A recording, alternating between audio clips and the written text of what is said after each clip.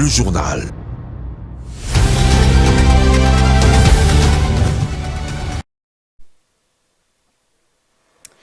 Ravi de vous retrouver pour vous informer. Il est 19 h à Kinshasa. Mesdames et messieurs, bienvenue dans ce journal. D'abord, les titres de cette grande édition du journal.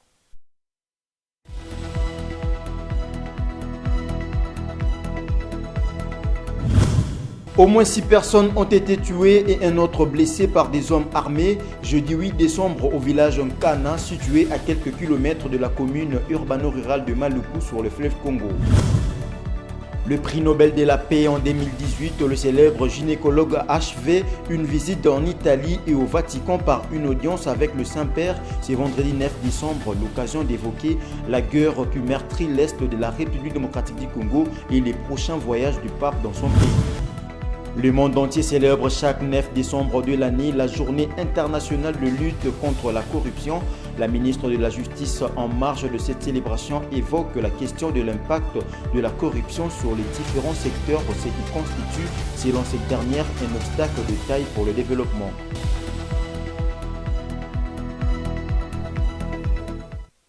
Encore une fois de plus, bienvenue. Comme annoncé de l'entame de ce journal, 6 morts et une autre blessée par les hommes armés dans une attaque au village Nkana sur le fleuve Congo. C'est jeudi 8 décembre à quelques kilomètres de la commune de Maluku. Ces assaillants ont également incendié la ville. Images et commentaires.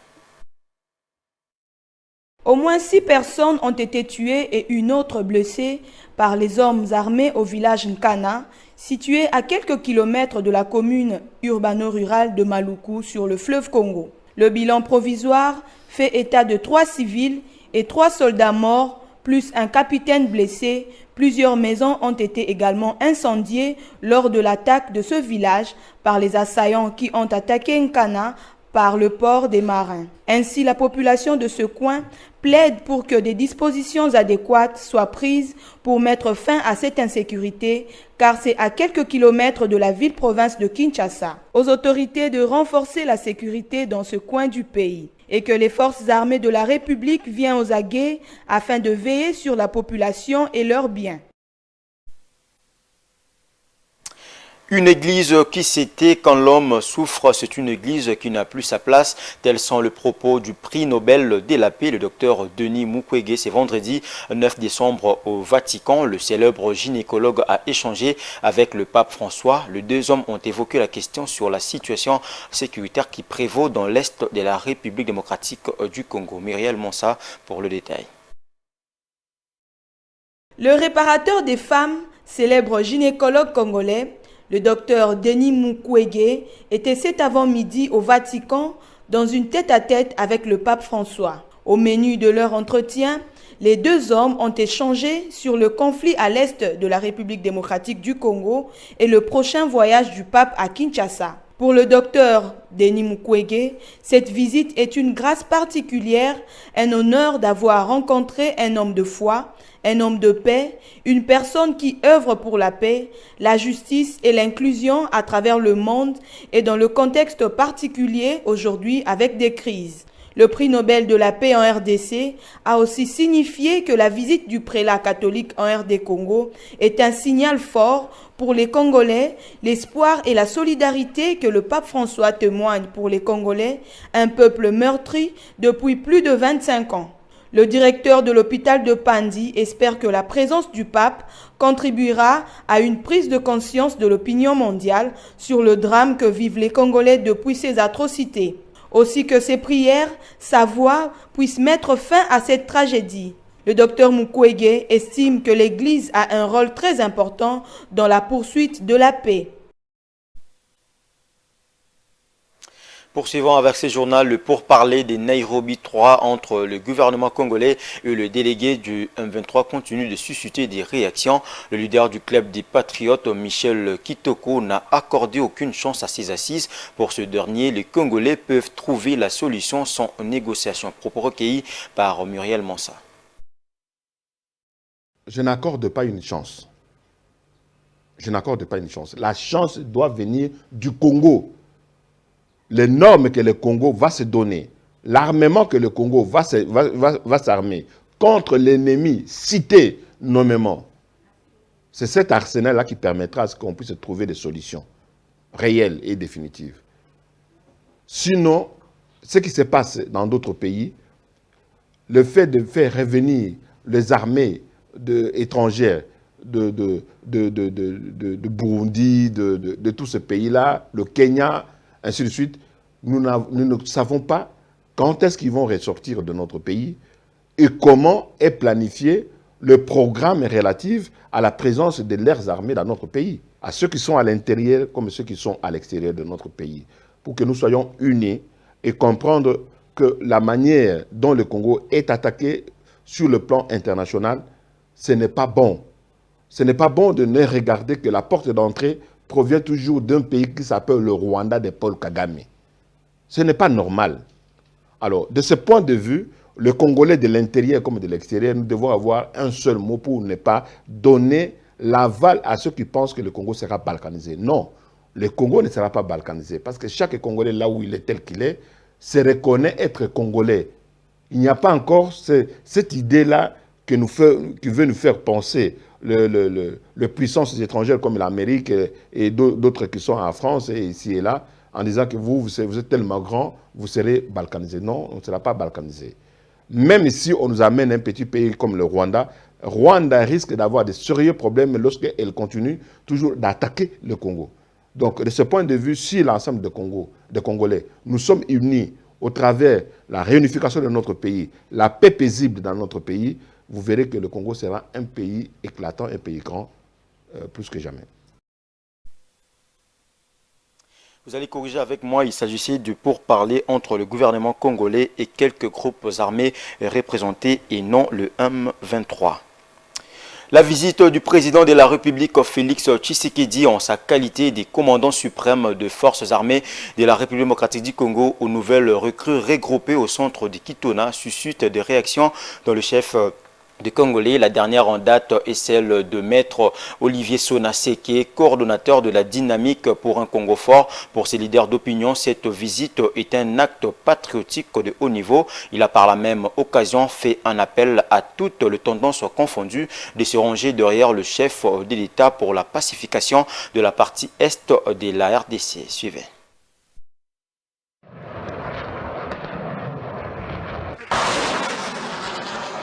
La République démocratique du Congo fait depuis un certain temps face à une agression lui imposée par le M23, sous-traité par le Rwanda. Pour contre-attaquer cette manœuvre orchestrée par Kigali, le président de la République, Félix Tshisekedi, en sa qualité de commandant suprême de FARDC, avait lors de sa dernière adresse à la nation appelé de jeunes de se mobiliser et de constituer ce qu'il a appelé des groupes de vigilance. Mot d'ordre respecté, environ 10 200 jeunes ont accepté de renforcer l'armée nationale. Soucié de s'imprégner du vécu quotidien de ces nouvelles recrues, le chef de l'État a effectué une visite au centre de Kitona, un geste salué par Maître Olivier Sona, coordonnateur de la dynamique pour un Congo fort. Résolument, c'est le chef des armées. Il parle comme le chef des armées. Il leur dit, faites le job, je ferai le mien. C'est un discours patriotique qui revigore ces jeunes recrues. C'est le chef des armées qui leur dit « Je connais votre situation, faites votre boulot, je m'occupe du reste. » Habillement, dotation, tout le reste. Ça c'est fort, c'est fort. C'est vrai que l'armée congolaise a quelques problèmes, c'est vrai. Mais aujourd'hui, quand le chef des armées parle à ces jeunes recrues, ça c'est fort. Alors, à un moment donné, il faut qu'on fasse bloc, comme derrière le président de la République, qu'on taise nos dissensions, qu'on taise nos divisions. La nation est en péril. Cette terre, c'est notre terre. A noter que le chef de l'État avait lors de sa visite adressé un mot de réconfort à ces nouvelles recrues, des mots qui ont remonté le moral de ces troupes qui sont prêts à combattre.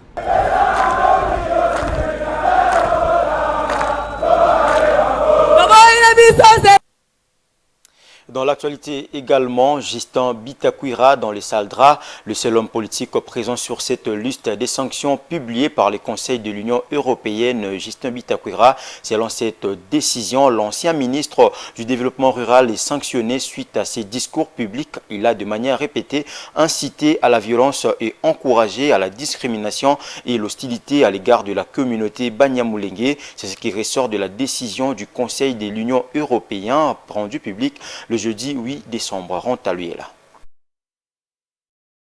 Le Conseil de l'Union européenne a décidé le jeudi 8 décembre d'allonger la liste de sanctions de 8 autres personnes faisant l'objet des mesures restrictives en raison de la situation sécuritaire qui prévaut en RDC. Les sanctions existantes ont été prorogées d'une année, indique ce même communiqué. Parmi ces 8 personnes citées figure Justin Bitakwira, le seul homme politique congolais. Il fut récemment ministre au gouvernement d'Ilunga, Ilukamba, en charge du développement rural. Il se retrouve sur cette liste suite à ses discours publics pour avoir, de manière répétée, incité à la violence et encouragé la discrimination et l'hostilité à l'égard de la communauté Banyamulenge, ciblée et attaquée par de groupes armés. Du côté des FARDC, on cite Joseph Nganzo Olikwa Tipi. Il était commandant du 321e bataillon de la 31e brigade jusqu'en janvier 2022. Placé sous son commandement et responsabilité, il a lui aussi commis des graves violations de droits de l'homme, en particulier de viols de femmes entre juin et décembre 2021. On cite aussi 5 membres de différents groupes armés, dont M23, ADEF, Codeco, FDLR et Maïmaï, sans omettre un homme d'affaires belge.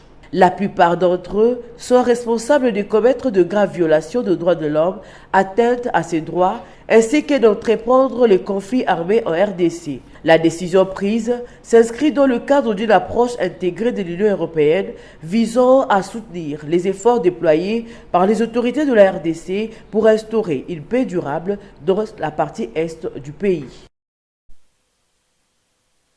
Dans le reste de l'actualité, le monde entier célèbre chaque 9 décembre de l'année la journée internationale de lutte contre la corruption. Occasion pour la ministre de Justice et garde des Sceaux de marteler sur l'impact négatif de la corruption sur différents secteurs de la vie d'un pays. C'est ce qui constitue un obstacle de taille pour le développement. Suivez. À l'occasion de la célébration ce vendredi 9 décembre de la Journée internationale de la lutte contre la corruption, la ministre de la Justice, Rose Mutombo, affirme que la corruption est l'un des facteurs favorisant les conflits armés. Dans son message adressé à la nation, elle ajoute que ce fléau entrave le développement, particulièrement en Afrique. La corruption alimente les conflits et entrave le processus de paix, sapant l'état de droit, aggravant la pauvreté, facilitant l'utilisation des ressources et assurant le financement des conflits armés. Cette année, la Journée internationale de la lutte contre la corruption est célébrée sous le thème « Unir le monde contre la corruption pour le développement et la paix ». Et rappelons que d'importantes activités sont prévues par l'Agence de prévention et de lutte contre la corruption pour célébrer cette journée en République démocratique du Congo. Processus électoral, on en parle dans ce journal. Le président de la Commission électorale nationale indépendante, Denis Kadima Kazadi, a lancé la formation de formateurs du premier niveau à l'université William Booth dans la commune de Lagombe à Kinshasa. Une formation qui permettra aux participants d'acquérir des compétences afin d'optimiser leur performance. Regardez. Cet atelier qui s'étendra jusqu'au 14 décembre prochain permettra aux participants d'acquérir des compétences complémentaires afin d'optimiser leur performance. Selon le président de la Commission électorale nationale indépendante, Denis Kadima, l'objectif final est la transmission des connaissances pour une meilleure gestion des outils qui seront mis à la disposition des agents préposés aux tâches liées à la révision du fichier électoral dans les 9 provinces composant l'aire opérationnelle de Kasai, Kasai oriental, Kasai central, Sankuru, Lomami, Olomami, Tanganyika, Lualaba et Léo Katanga. Cette annonce importante a précisé le démarrage de l'opération d'identification et d'enrôlement des électeurs pour le cycle électoral en cours, prévu dans l'ère opérationnelle 1 à partir du 24 décembre prochain. Le calendrier électoral prévoit l'organisation de l'opération d'enrôlement et d'identification des électeurs pour la première ère opérationnelle concernant 10 provinces, y compris la ville de Kinshasa, le 24 décembre prochain pour une durée d'1 mois. En société, depuis son existence, le quartier Plateau 1, autrement appelé Tchad dans la commune de Mongafula, n'a jamais connu l'adduction d'eau potable. Ce sont les forages qui les alimentent. Fatigués de cette situation, le riverain rappelle aux autorités leur existence. Constat de Ronta Luyela et Vite Mpanzu. Nous sommes au quartier Plateau 1, autrement appelé Tchad, dans la commune de Mongafula, à exactement 4 km de l'université de Kinshasa, un milieu urbano-rural qui est occupé par plusieurs milliers d'habitants. Cependant, cette population éprouve beaucoup de difficultés pour s'approvisionner en eau potable depuis l'existence de ces quartiers. Cette situation n'épargne personne, les adultes comme les enfants. Ce sont des forages de particuliers qui servent de lieu d'approvisionnement, moyennant 200 francs congolais pour un bidon de 25 litres. Au passage de nos reporters, ils se sont exprimés en ces termes. Nous allons chercher de l'eau. Nous venons de l'autre côté du ravin, à la recherche de l'eau potable. Nous n'avons jamais connu de robinet dans ce quartier. Les bidons coûtent 200 francs congolais. Nous parcourons de longues distances, transportant des récipients sur la tête avec tous les risques de tomber et de se fracturer. Les habitants de ce coin de la capitale appellent les autorités du pays au bon sens. Nous venons de très loin, un peu plus bas là-bas. Ici, dans ce quartier, il n'y a que des difficultés. Il n'y a pas d'eau, pas d'électricité et pas de route. Nous demandons aux autorités de nous venir en aide. C'est vraiment un calvaire dans ces coins. Il faudrait signaler que l'usine de captage et de traitement d'eau de Lemba Imbu est à quelques kilomètres de ces quartiers. Vocal de Ronta Luyela. Un mot de sport. Dans ce journal, grande a été la moisson de léopard karaté au championnat d'Afrique des Nations en Afrique du Sud. Les ambassadeurs sportifs congolais ont raflé un total de 10 médailles. Aussitôt revenus à Kinshasa, ce jeudi 8 décembre, ils ont présenté leur moisson au ministre des Sports et Loisirs, Serge Nkonde. Glody Mwenda pour ce reportage. Revenu du championnat d'Afrique de karaté à Durban en Afrique du Sud, avec 10 médailles dont 7 en bronze et 3 en argent. Les filles et garçons de la RDC, qu'accompagnait Freddy Lakambo, président de la Fédération de karaté du Congo, ont présenté leurs fruits ou leurs prouesses au ministre des Sports et Loisirs, Serge Condé. Nous venons fraîchement de participer au championnat d'Afrique des Nations de karaté à Durban, où la Fédération le karaté-do du Congo a raflé 10 médailles, 7 en bronze et 3 en argent. Ces 10 médailles sont dédiées aux premiers sportifs du pays, le chef de l'État Félix Tshisekedi et au FARDC, actuellement au front pour combattre le F-23, a signifié Freddy Lakambo. Dédie ces trophées de médailles aux premiers sportifs congolais ainsi qu'aux FARDC qui sont en train de défendre la nation à l'est du pays, comme vous le savez, dans des conditions très difficiles. Une performance saluée par le ministre Serge Condé, qui d'ailleurs a fait la promesse aux ambassadeurs de la RDC d'apporter tous les désirata auprès du chef de l'État et du Premier ministre. Nous sommes fiers de vous avoir comme athlète, de nous avoir comme karatéka. Ça fait la fierté de la République démocratique du Congo. J'ai suivi religieusement vos différents propos, vos différents discours, en commençant par le porte-parole, passant par le président. Et je vous rassure que je vais rapporter fidèlement à qui de droit, c'est-à-dire au premier sportif de tous les Congolais, son Excellence Monsieur le Président de la République, chef de l'État, Félix-Antoine Tshisekedi Tshilombo, ainsi qu'au Premier ministre, chef du gouvernement, Jean-Michel Sama Lukonde. À mon nom propre et au nom de tous les Congolais, je vous dis sincèrement merci et bravo les gars. 8 ans après son absence sur le podium continental, la RDC signe son grand retour, en occupant la première place en Afrique subsaharienne et la 7e place sur les 27 pays qui ont pris part à cette compétition. Allez, on va prendre à présent les rappels du titre.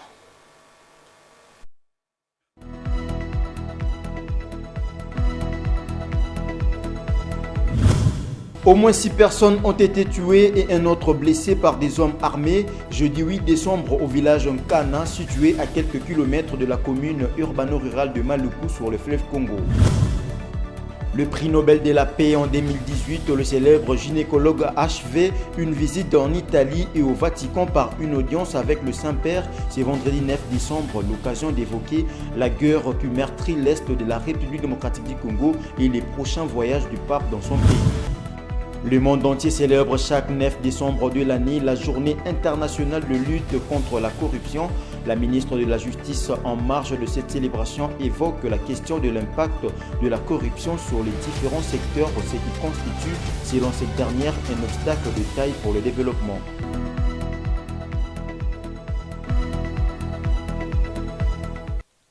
C'était là l'essentiel de l'actualité, mesdames et messieurs. Merci de votre attention soutenue. Bon début de week-end à tous et à chacun sur Mondico Télévision.